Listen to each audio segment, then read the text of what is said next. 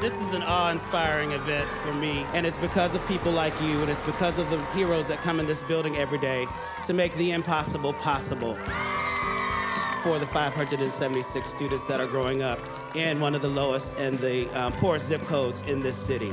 I want to thank you for your service.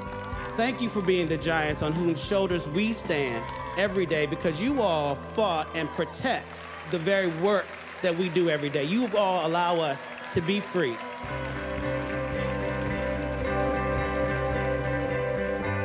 I'm an Army veteran, Mission Continues staff member. I'll be leading the project today. Now, when I came here about 3 months ago to speak with Principal Kearney, I told him 300 volunteers are going to be working in one day and going to refurbish the entire school. He didn't believe me. But we're here to prove him wrong. Let's get to work. Come on down.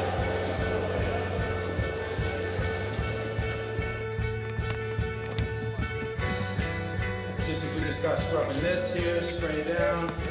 Let's run these brooms down the court first thing. If it doesn't grow, it needs to go. We've got some extra bodies out here. Ringing doors, let me know. So we're going in there, we're gonna completely refurbish the insides. We're gonna paint 30,000 square feet. We're gonna build a whole new garden. Then we're gonna build benches all around the school.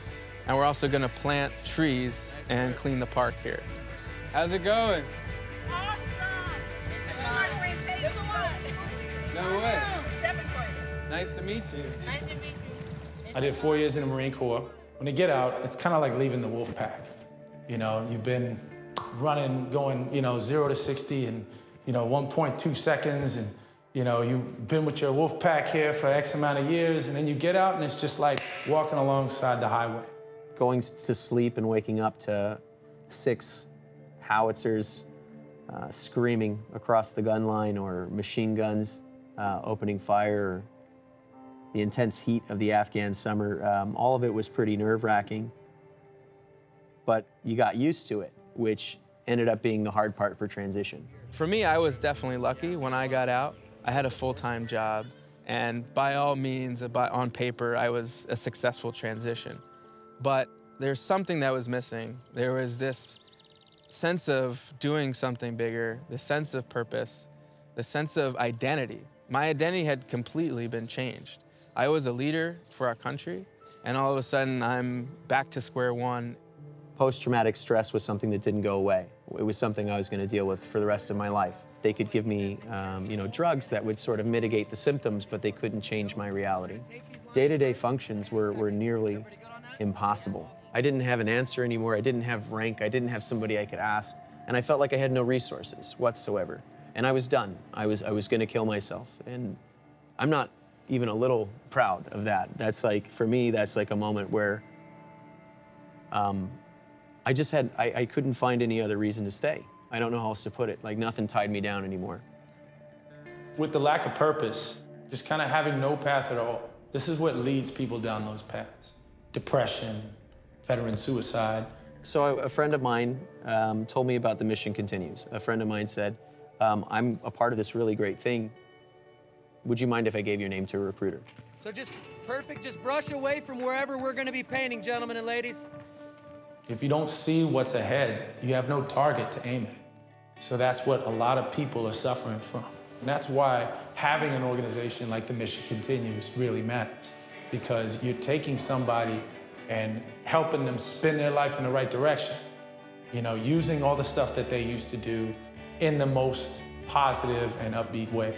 And you have a team of people there that it's like instant bonding. So if that service event hadn't happened, I wouldn't be working here. I probably wouldn't even be alive.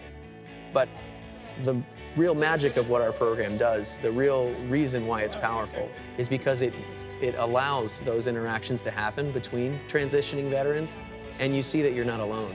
You see that you're a part of something bigger, and all around you are like-minded people that also want to change that narrative, that don't want to be a liability anymore, that want to be an asset again, that want to find a sense of spirit and a sense of camaraderie. It's really, you're being fueled by pride and the person that's standing to your left and to your right. And obviously, when you look around, there's a purpose for us being here today in Southeast DC. It's to make an impact on this community which really needs it. We also like to say is that, like, veterans, we don't necessarily want you to tell us, like, thank you. We want to tell you to tell us that you still need us. We want to be a part of something again. We want to have a sense of identity that's bigger than ourselves. We want to help the community. We want to still serve.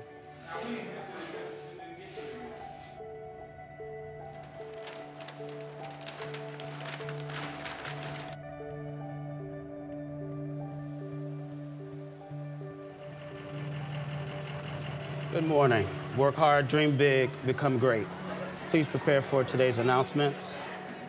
Over the weekend, folks, you'll notice we had about 300 men and women of the armed forces here. They redid our book room, they painted our hallways, they redesigned our courtyard, made murals. It's just it's wonderful, the work that these men and women came together on Saturday to do for our community.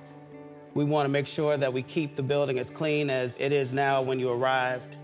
So with that being said, when the bell rings, please move to first period.